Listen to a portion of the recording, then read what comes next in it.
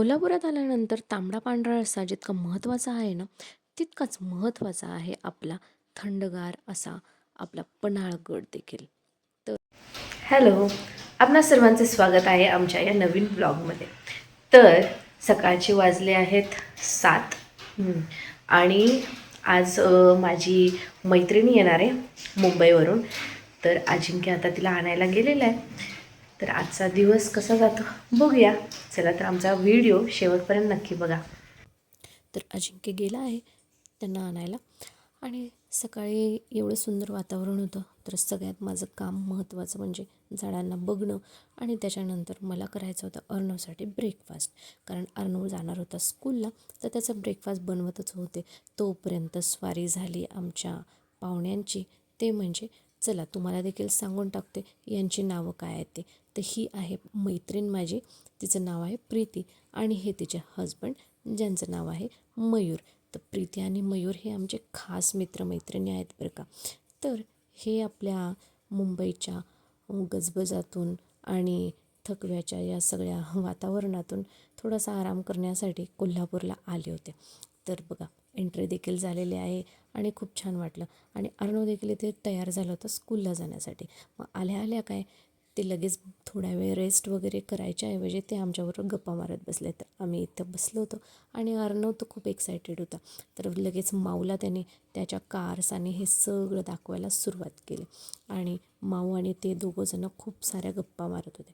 त्यानंतर अर्णवची वेळ झाली स्कूलला जाण्यासाठी, म्हणून अजिंक्य त्याला घेऊन चालला होता स्कूलमध्ये. तर ह्यांना दोघांना देखील मी बाय करत होते, कारण सध्या पाऊस चालू आहे त्यामुळे 4 व्हीलर घेऊनच जात आहे. कारण परत पाऊस आला ओलं वगैरे होणार तर बेटर पडतं की 4 व्हीलर घेऊन गेलं तर. मग हे दोघे देखील गेले होते. त्यानंतर अजिंक्य परत घरी आला. मग मी सर्वांसाठी बनवले होते मस्तपैकी पोहे. तर प्रीतीला माझ्या हातचे पोहे खूप आवडतात, त्यामुळे मग मी पोहेच बनवले होते त्यांच्यासाठी आणि फ्रेश ते झालेले होते. आणि मग आम्ही सर्वजणं नाश्ता करायला बसलो. आणि काहीजणं पितात ब्लॅक टी, काहीजणं पितात दुधाचा चहा, त्यामुळे दोन्ही देखील प्रकारचे आम्ही चहा बनवले होते. नाश्ता वगैरे झाला आणि आम्ही त्यांना म्हटलं थोडी रेस्ट करा, पण त्यांना काही रेस्ट करायची नव्हती म्हणून आम्ही गप्पा मारत बसलो होतो. आणि मयूरने आल्या आल्या थोडेफार काही क्लिप्स घेतले होते आणि त्याचे फोटोज वगैरे तो ना टी व्हीवर आम्हाला दाखवत होता आणि ते सर्व आम्ही बघत बसलो होतो. तेवढ्यात अर्णव देखील आला होता. काय छत्रपती जमलं का तुला? जमलं, कम्प्लीट केलं.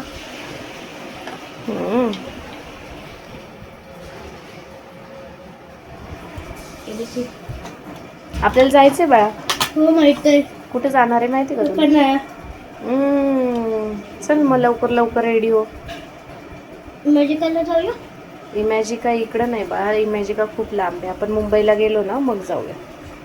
प्लीज प्लीज जाऊ जाऊ. आत्ता नाही पण आता नको. आता. तर आम्ही सर्व रेडी झालो आणि त्याच्यानंतर आम्ही निघालो होतो पन्हाळगडाच्या दिशेने. तर आम्ही तयारी करतच होतो आणि या ठिकाणी बघा आम्ही कसं मस्तपैकी तयार झालेलो होतो. तर हे तयार होऊन वगैरे आम्ही तर निघालो तर होतो, पण याची अजिबात कल्पना नव्हती की पन्हाळगडावर एवढी थंडी असेल. त्यामुळे ना आत्ता तर आम्हाला खूप मजा वाटत होती. मग थोडंसं आम्हाला भूक लागली होती, त्याच्यामुळे प्रीतीने थोडं केक वगैरे आणला होता आणि ते आम्ही सर्वजणं थोडं थोडं करून खात होतो.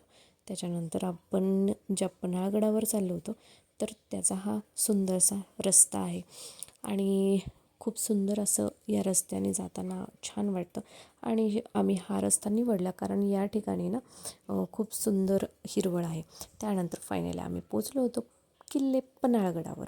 फायनली आम्ही पोचलेलो होतो आणि या ठिकाणी ना खूप पाऊस होता आणि खूप थंड होतं. बाजीप्रभूंचा पुतळा दिसला असेल तुम्हाला. त्यानंतर आल्या आल्या म्हटलं दुपार झालेलेच होते आणि आम्ही लंच इकडेच करायचं ठरवलं होतं. थंडीमुळे अर्णव पूर्णपणे कुडकुडून गेलेला होता. तर मग आपल्याला तर माहीतच आहे पन्हाळगडावर गेल्यावर भाकरी आणि बेसन हे तर खूप फेमस आहे. मग म्हटलं चला आता प्रीती आणि मयूर यांना देखील भाकरी आणि बेसन कसं आहे ते त्यांना देखील खायला देऊया म्हणून. मग आम्ही ऑर्डर केलं होतं आणि इथं अर्णवची अवस्था तर बघा ना. त्याच्यानंतर सर्वांनी मस्तपैकी बेसन आणि भाकरी, त्याच्यानंतर आम्ही वांगं देखील घेतलं होतं. सर्व आम्ही मस्त एन्जॉय केलं. त्याच्यानंतर एक एक स्पॉट करून तर मयूरला तर ना फोटोग्राफीचा खूप जास्त नाद आहे आणि आवड आहे. त्यामुळे तो तर फोटोग्राफ्स वगैरे ह्या सर्व गोष्टी आणि हे असं सर्व स्पॉट्स बघून ना त्याला खूप छान वाटत होतं आणि तो आमच्या सर्वांचे ना फोटो वगैरे घेत होता.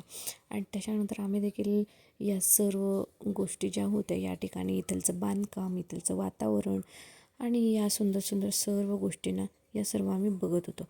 आणि या ठिकाणी बरीच लोकं आलेली होती पन्हाळगड बघण्यासाठी. म्हणजे नेहमीचे असतील कदाचित टुरिस्ट किंवा इतर देखील, पण कोल्हापूरची लोकं तर नक्की येतात या ठिकाणी या वातावरणामध्ये. त्यामुळे आम्ही देखील मस्त त्याचा आस्वाद घेत होतो. आणि या ठिकाणी जे खाली दरी दिसते ना, म्हणजे किती सुंदर वाटत होतं तुम्हाला कल्पना देखील करू शकत नाही. असं वाटत होतं की आपण आलेलो आहोत महाबळेश्वरमध्ये. इतकं सुंदर तिथं वातावरण पडलेलं होतं. आणि हे इतकं सुंदर वातावरण आपल्या कोल्हापूरच्या जवळ आहे म्हटल्यावर जायला तर पाहिजेच ना. जर तुम्ही कोल्हापूरचे असाल तर नक्की येऊन तुम्ही विजिट करा पन्हाळगडाला, कारण खूप सुंदर वातावरण पडलेलं आहे. आणि हा चान्स सोडायचा तरी कशाला, इतकं सुंदर वातावरण आपल्या जवळच आहे. तर एक एक स्पॉट करून बघत होतो. त्याच्यानंतर हा दुसरा स्पॉट ज्याला म्हणतात 3 दरवाजा. तर गेली किती वर्ष आम्ही कोल्हापूरमध्ये राहतो, पण 3 दरवाजा काही व्यवस्थित बघितला नव्हता. तर यावेळेस म्हटलं चला आता व्यवस्थित बघायचा. तर हे लिहिलेलं सर्व आम्ही व्यवस्थित वाचून घेतलं आणि एक एक गोष्ट, एक एक नक्षी आणि एक एक प्रत्येक बांधकाम आम्ही खूप निरखून आणि व्यवस्थित त्याचं ऑब्झर्वेशन केलं. आणि विचारच करत होते की ज्यावेळेस छत्रपती शिवाजी महाराज या ठिकाणी राहत असतील किती भारी वाटत असेल ना. आणि मला हे असं हिस्टॉरिकल गोष्टी वगैरे ज्यावेळेस मी बघते त्यावेळेस ना मला नेहमी असं वाटतं की मी त्यावेळेस का जन्मले नाही. आणि कारण मला ह्या सर्व गोष्टींची खूप जास्त आवड आहे आणि मला किल्ले वगैरे बघण्यासाठी देखील खूप आवडतं. आणि मग काय, हे सर्व मी बघत होते. अर्णव बघत होता. अर्णवला सगळी आम्ही हिस्ट्री वगैरे सांगत होतो. आणि त्याच्यानंतर या ठिकाणी टुरिस्ट वेगवेगळ्या प्रकारे फोटो वगैरे घेत होते. पण खरंच या ठिकाणी येणं म्हणजे भाग्यच आहे, हो की नाही. कारण ज्या ठिकाणी शिवाजी महाराजांचा पायाचा स्पर्श झाला त्या ठिकाणी आपल्याला जायला भेटतं म्हणजे किती मोठी गोष्ट आहे ना. तर आम्हाला देखील खूप छान वाटत होतं. आणि हे सर्व बांधकाम आम्हाला बघून ना खूप आश्चर्य वाटत होतं. आणि आम्ही त्या सर्व गोष्टींना ना ॲप्रिशिएट करत होतो की त्या काळात इतकं सुंदर बांधकाम आणि सर्व काही त्यावेळेस केलं गेलं. तर त्याच्यानंतर आम्ही नेक्स्ट पॉईंटवर आलो होतो. तर या पॉईंटला म्हणतात अंबरखाना. तर या ठिकाणी देखील ना खूप सुंदर असं वातावरण पडलेलं होतं. आणि ना ही प्लेस देखील किती मोठीच्या मोठी आहे. म्हणजे इथलचं जागा जी आहे आजूबाजूची ती किती मोठी आहे. आणि पूर्वीच्या काही या ठिकाणी धान्य वगैरे साठवले जायचे. तर मस्तच वाटत होतं. आम्ही देखील गेलो होतो या ठिकाणी. आणि बघा ना या ठिकाणी किती सुंदर आहे आतमध्ये आणि किती काळोख देखील आहे. पण इथलचं बांधकाम बघून आम्हाला तर खूपच छान वाटलं. आणि प्रीती आणि मयूर यांना तर खूपच जास्त आवडलं. ॲक्च्युली आम्ही त्यांना दुसऱ्यांदा या ठिकाणी घेऊन आलेलो आहोत, पण तरी देखील त्यांना ते खूप ज्या ज्या वेळेस आम्ही येतो प्रत्येक वेळेस आम्हाला ते बघायला खूपच आवडतं. तर हे सर्व वातावरण आणि या ठिकाणचं सर्व बघितलं. आणि त्याच्यानंतर म्हटलं चला आता थोडंसं फोटोशूट वगैरे घेऊया. कारण प्रत्येक ठिकाणाने प्रत्येक गोष्ट इतकी सुंदर होती ना की असं वाटत होतं की किती फोटो घेऊ आणि किती नाही. तर आम्ही बघत बघत या ठिकाणी फिरत होतो. इथलचा इतिहास आणि ह्याबद्दल सर्व गप्पा गोष्टी करत. आणि इकडे मयूर आमचा फोटोग्राफर आणि इकडं प्रीती मॉडेल कंटिन्यू फोटो घेणं चालू आहे. आणि इकडं अजिंक्य स्पॉटमॅन आणि इकडं अर्णव थंडीने गारटलेला.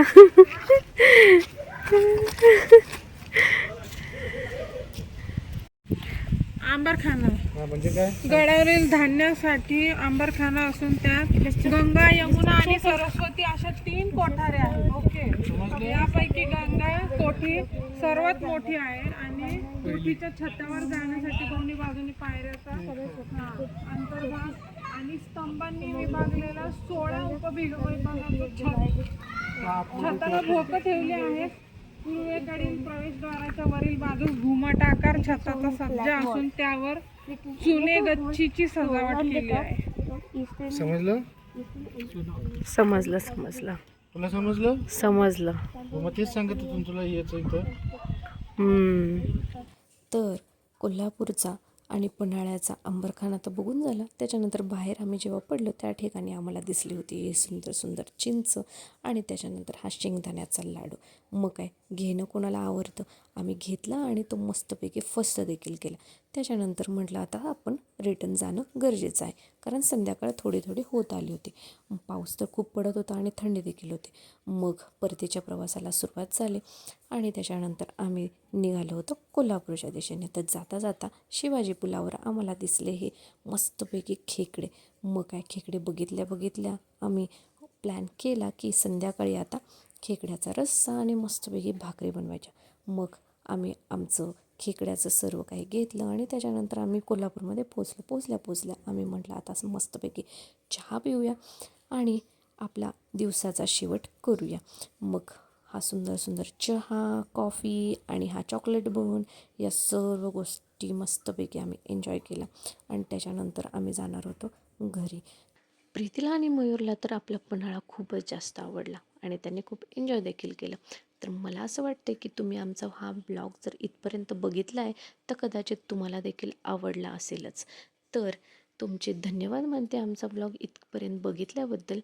आणि आता आम्ही मस्तपैकी या कोल्हापुरी खेकडा रस्स्यावर ताव मारतो. तोपर्यंत आपल्या चॅनलला सबस्क्राईब करायला विसरू नका आणि लाईक करा, कमेंट करा आणि अशाच नवनवीन इतर व्हिडिओ बघण्यासाठी बेल आयकनला देखील प्रेस करा. चला तर परत भेटूया पुढच्या ब्लॉगमध्ये. तोपर्यंत बाय.